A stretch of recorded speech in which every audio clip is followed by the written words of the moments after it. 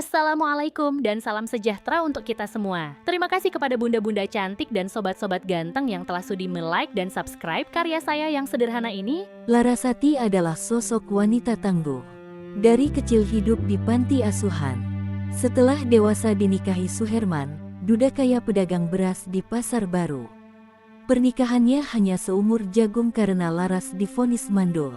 Suherman pun dengan entengnya menceraikan Laras, padahal pernikahan mereka baru berlangsung kurang dari 1 tahun.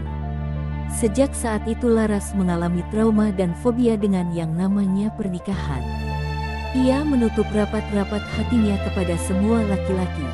Beruntungnya Laras sebelumnya bisa menyelesaikan sekolahnya di SMK Tata Boga, sehingga ia memiliki keahlian membuat beraneka masakan dan makanan jajanan yang variatif. Laras tinggal di kontrakan. Di depan rumah kontrakannya itu ia setiap hari berjualan berbagai makanan.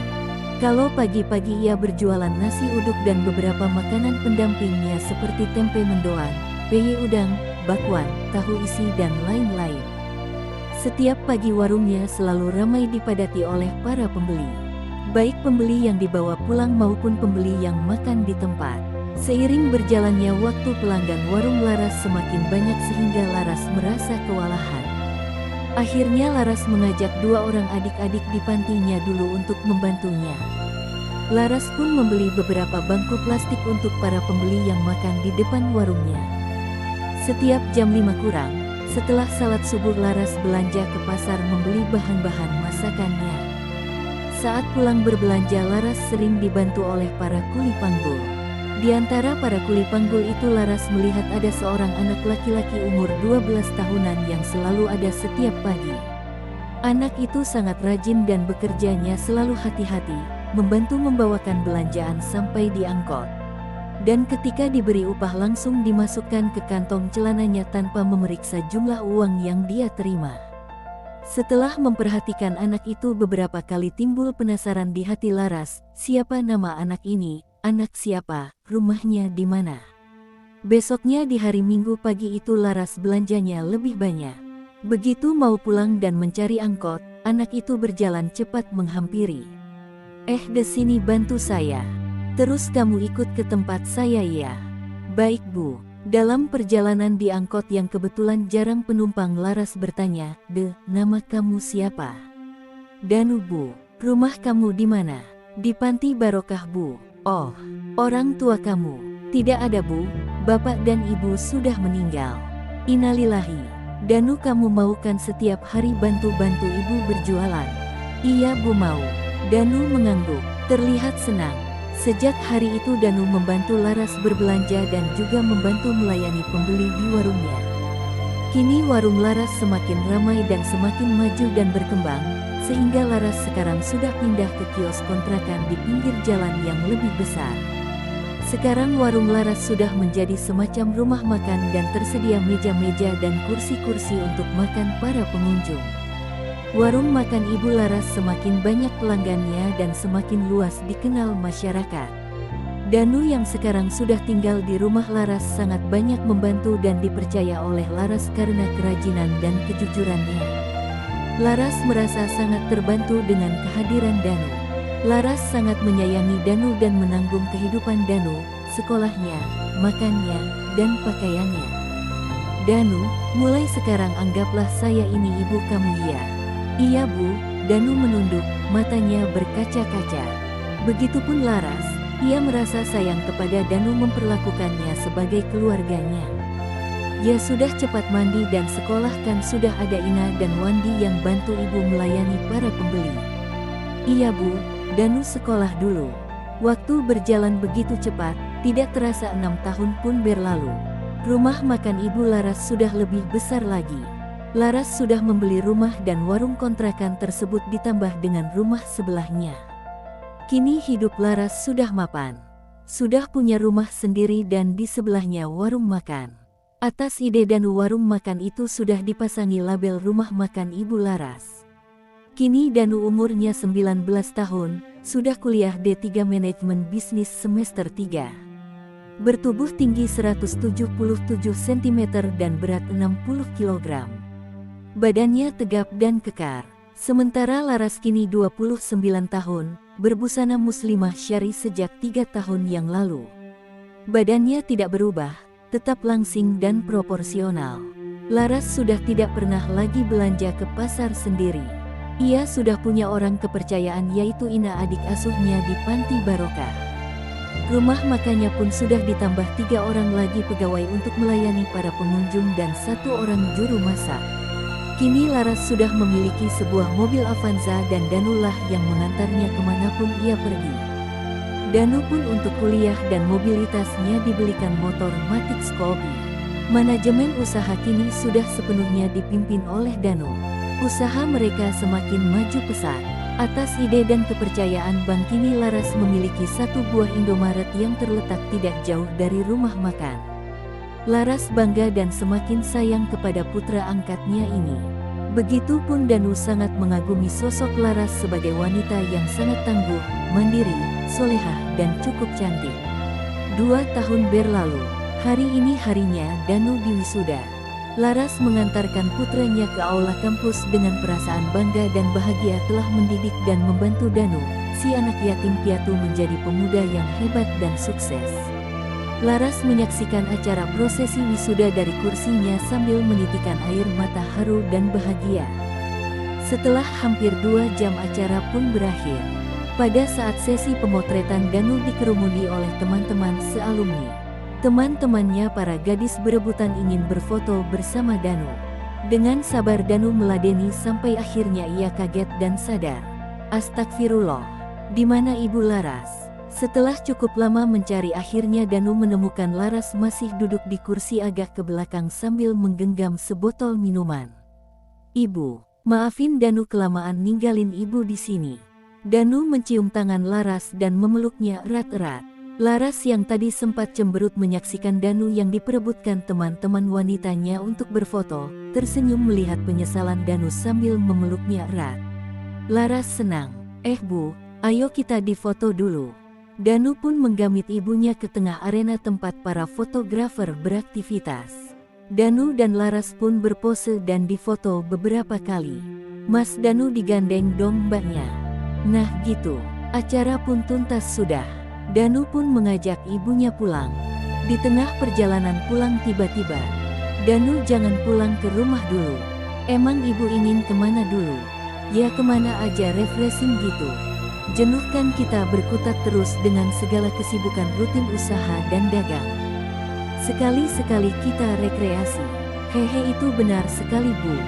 Sebenarnya sudah lama aku ingin mengajak Ibu rekreasi ke tempat-tempat yang menyenangkan untuk merefresh otak ini biar lebih segar dan sehat. Ya sudah, kita ke Lembang aja yuk. Kita ke Maribaya, kita rekreasi sambil ngadem di sana. Entar aku telepon Ina dan Wandi dulu biar gak pada nungguin kita." Mereka tidak jadi ke Maribaya, tapi ke kafe lesehan yang tempatnya di atas bukit, view-nya indah dan nyaman sekali. Laras sengaja memesan ruangan yang privasi karena ingin ngobrol banyak hal dengan Danu secara leluasa. Sambil menunggu pesanan, mereka melakukan salat zuhur berjamaah di musola kafe. Mereka makan sangat lahap karena sudah jam 2 saat itu. Danu makan sate kambing sedangkan Laras makan sate ayam pakai lontong. Minuman mereka sama jus alpukat dan air mineral. Alhamdulillah enak juga satenya, sambal kacangnya juga mantap. Semoga nanti kita bisa punya rumah makan seperti ini ya Bu. Insya Allah bisa, asalkan kita tetap bersama. Hehe. Danu sempat termenung mendengar kata-kata Laras. Dalam hati, bagaimana kalau suatu saat ibunya menikah lagi dan punya suami? Bagaimana bisa tetap bersama? Laras mengibas-ngibaskan tangannya di depan mata Danu. "Hei," diajak ngobrol malah bengong. "Hayo ngelamunin apa? Pasti mikirin cewek-cewek centil tadi ya?" Ibu, enggak lah. Teman-temanku itu semuanya gak masuk dalam kriteria aku, haha." "Loh kok gitu? Kan ada 1-2 orang yang cantik dan seksi." Tentu tidak cukup cantik dan seksi kalau untuk pendamping hidup. Harus juga solehah, taat beribadah dan punya sikap hidup positif dan progresif gitu. Wah, kriteriamu itu terlalu ideal. Emang kamu pernah menemukan wanita seperti itu? Tentu saja pernah. Pernah. Di mana? Siapa? Aku menemukan wanita itu sejak aku berumur 12 tahun waktu aku masih kelas 1 SMP. Weleh pakai main teka-teki segala. Susahlah menemukan wanita seperti itu di zaman sekarang ini. Petik 1. Sama sekali tidak susah karena aku sudah menemukannya, hehe. Hei, kamu bicara muter-muter gak jelas. Siapa namanya dan di mana wanita yang kamu maksud sesuai dengan kriteria ideal kamu itu? Orangnya ada di depan mataku ini, namanya Larasati. Laras luar biasa kaget mendengar apa yang diutarakan Danu. Kamu bicara apa, Danu? Membuat aku bingung saja. Di samping kaget dan bingung, jantung Laras berdebar-debar sangat kencang. Jauh di lubuk hati yang terdalam diam-diam Laras sudah lama sangat mengagumi kepribadian anak angkatnya ini. Dia menilai Danu sudah jauh lebih dewasa dari umurnya. Dia laki-laki gentleman dan bertanggung jawab dan sangat taat ibadahnya. Danu laki-laki kriteria idamannya. Mbak Laras, dari lubuk hatiku yang terdalam, hari ini aku mengutarakan isi hatiku dengan sejujur-jujurnya. Aku sangat menyayangimu. Maukah Mbak Laras menjadi pendamping hidupku? Laras terdiam terpaku, tapi tiba-tiba ia menubruk badan Danu dan menangis terseduh-seduh. Ia terus memeluk Danu tidak mau lepas. Danu mengusap-usap punggung dan kepala Laras lalu. Bak, ayo jawab, jangan diam saja. Kalau memang cintaku tidak diterima, aku mau pergi jauh sejauh-jauhnya. Tiba-tiba kedua tangan Laras memegang kedua pipi Danu lalu tersenyum dan mengangguk. Aku mau. Bagaikan ada magnet yang sangat kuat, mereka pun lalu berciuman sangat mesra dalam dan lama sekali. Mereka selama ini saling tidak menyadari bahwa cinta sudah tumbuh di antara mereka selama bertahun-tahun. Kini mereka melepaskan kerinduan itu tanpa keraguan. Akhirnya mereka melepaskan ciumannya terengah-engah dan tersenyum geli. Dengerin, aku ini sudah tua, janda, kenapa kamu tidak memilih yang muda, yang perawan, yang masih segar? Stop, jangan diteruskan. Aku sudah mempertimbangkan matang-matang bertahun-tahun dan aku putuskan bahwa aku harus menikah denganmu. Tidak dengan yang lain. Titik. Adapun tentang resiko gosip dan gibah orang-orang kita pikirkan nanti. Toh kita tidak ada hubungan darah. Jadi tidak haram. Kalau perlu kita nikah siri dulu. Yang terpenting syah di mata Allah. Kamu memang jauh lebih dewasa dari umurmu, Mas Danu. Mas Danu. Haha, aku suka panggilan itu, Laras sayang. Mereka pun berciuman lagi lebih dalam dari yang tadi. Lalu Danu melepaskannya karena otaknya sudah panas dan mumet. Aduh, keris pusakaku sudah tegak lurus, jadinya udah dulu ya, takut meledak, haha. Ih, mulai berani mesum ya sama ibunya. Laras mencubit perut Danu. Ya udah, kita nikah secara agama dulu aja ya. Biar kita bisa bermesraan terus dan tidak berbuat dosa zina. Gimana, Say? Iya, nanti malam kita undang dulu Pak Ustadz Syarif, biar dia yang atur. Oke, setuju. Pak Ustadz Syarif cukup akrab dengan aku, sering ngobrol di masjid. Malam harinya Laras menyampaikan historis dan kronologisnya tentang hubungan mereka kepada Pak Ustadz Syarif. Nah, begitu ceritanya Pak Ustadz, bagaimana solusinya menurut Bapak? Ustadz Syarif sempat merenung dan berpikir, lalu tersenyum. Hehe, begini, secara agama Islam tidak ada yang perlu dirisaukan. Akan tetapi secara sosial pasti akan ada reaksi, riak-riak begitu. Tapi insya Allah Bapak akan membantu menghindari kemungkinan timbulnya fitnah dan kesalahpahaman. Bapak akan bicara dengan tokoh-tokoh dan pini sepuh di kampung kita ini. Soal nikah siri dulu sambil menunggu situasi kondusif boleh, daripada terjadi perzinahan mengingat kalian tinggal serumah. Kan di rumah juga banyak setannya. Hehe, begini saja, kita lakukan aja malam ini di sini di rumah Bu Laras. Nanti di atas jam 10 saya kesini bersama 3 orang teman dekat saya yang bisa dipercaya, untuk wali hakim dan saksi-saksi. Danu dan Laras mengangguk setuju. Ustaz Syarif pun lalu pamit. Saat yang ditunggu kedua calon pengantin pun tiba, ijab kabul pun dilakukan. Terima saya nikah dan kawinnya Larasati binti almarhum Rahmat Saleh dengan mas kawin uang 50 juta dan seperangkat alat sholat. Dibayar tunai. Gimana saksi? Sah. Alhamdulillahirrahmanirrahim. Alhamdulillah, acara ditutup dengan doa oleh Ustadz Syarif untuk kemaslahatan kedua mempelai. Rombongan Ustadz Syarif pun pamit pulang. Kedua pengantin mengucapkan terima kasih dan membekali mereka besek makanan dan terselip amplop tentunya.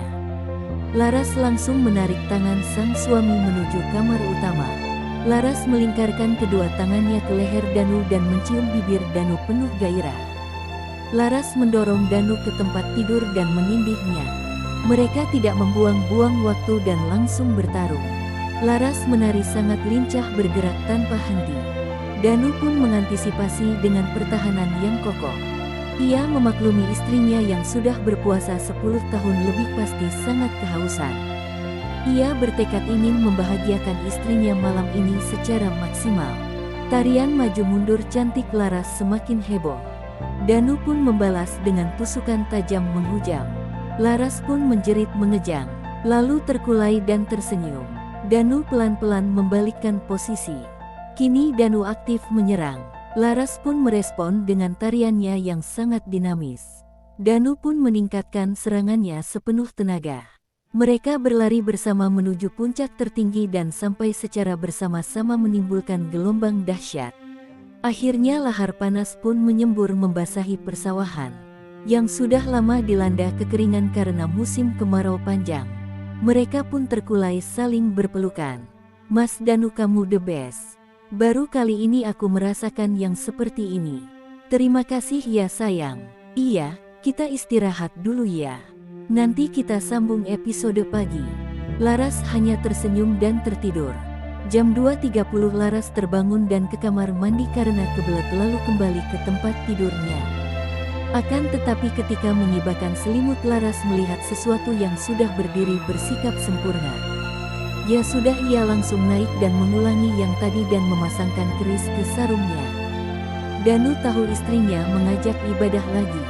Danu pun meladeni tantangan duel dari istrinya itu. Laras tetap menari konsisten penuh gairah. Danu pun merespon dengan sengit. Laras semakin cepat semakin cepat. Laras mengejang dan bernyanyi. Kembali Danu bermutasi tempat. Di season final ini Danu memaksimalkan speed and powernya. Laras semakin histeris bernyanyi. Mereka mencapai puncak Gunung Bromo secara bersama-sama. Dan meledak lagi, lahar kembali menyembur membasahi sawah ladang secara merata. Wow, kamu hebat sekali Yang, kuat nambah kuotanya berkali-kali. Semoga aku bisa hamil ya Mas. Amin. Yang, aku mandi duluan ya. 2 bulan kemudian mereka menikah resmi di Goa dan mengadakan resepsi sederhana di aula Gedung Juang. Acara cukup meriah tapi tetap aman terkendali. Sepulangnya dari acara resepsi Laras meminta Danu mampir ke apotek untuk membeli tes pack. Sampai di rumah Laras langsung mandi sambil mencelupkan 2 tes pack ke wadah plastik. Setelah salat asyar Laras kembali ke kamar mandi memeriksa tes pack tersebut dan meminta Danu yang memeriksanya. Terdengar teriakan Danu dari kamar mandi. Alhamdulillahirabbil alamin. Terima kasih ya Allah. Laras setengah berlari menghampiri sang suami. Mereka pun berpelukan saling menangis bahagia. Ma, kita akan punya anak. Iya Mas, alhamdulillah. 2 tahun kemudian Danu mengantarkan istrinya yang ingin mengajak putrinya bermain di mall. Setelah kenyang bermain di playground, Danisa meminta es krim dan makan sushi. Danu sangat menyayangi dan memanjakan putrinya. Berbeda dengan Laras yang selalu menanamkan disiplin kepada putrinya. Laras senang melihat Danu yang sangat telaten dan sabar menyuapi putrinya makan. Tiba-tiba Laras nalurinya merasa ada yang melihat dan memperhatikan dirinya. Lalu ia berpaling dan menengok ke sebelah kirinya. Alangkah kagetnya melihat seseorang yang sangat tidak ingin ditemuinya. Ya, tidak jauh darinya berdiri Suherman, mantan suaminya, memandangnya seperti ingin memeluknya atau bahkan lebih dari itu. Matanya begitu berminyak dan sangat terpesona. Hai Larasati cantik, sedang apa sendirian di sini? Aku temani ya.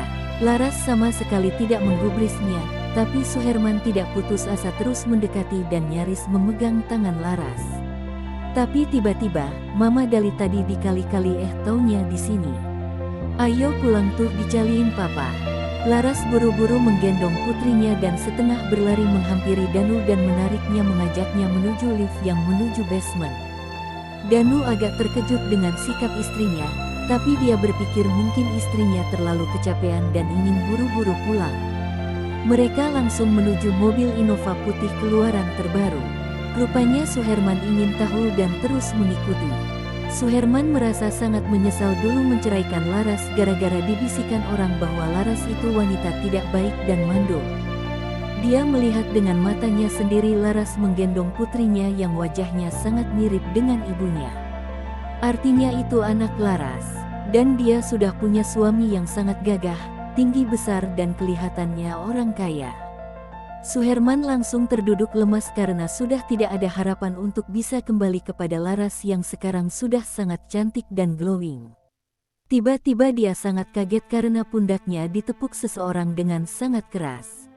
Nampak seorang ibu-ibu sekitar 45 tahunan, gendut, pendek dan hitam mencak-mencak marah. Nah, di sini rupanya kau, anak bini kelimpungan dari tadi nyari-nyari. Mungkin kau sedang mencar cewek perek ya. Sang istri menjewer kuping suaminya menjauh dari basement. Haduh sakit kuping aku mah. Biar copot sekalian. Begitulah kisah Larasati si wanita tangguh nan hebat. Terima kasih untuk yang sudah mendengarkan cerita ini. Jangan lupa like, share, dan subrek agar saya lebih semangat untuk berkarya. Sampai jumpa lagi di cerita selanjutnya.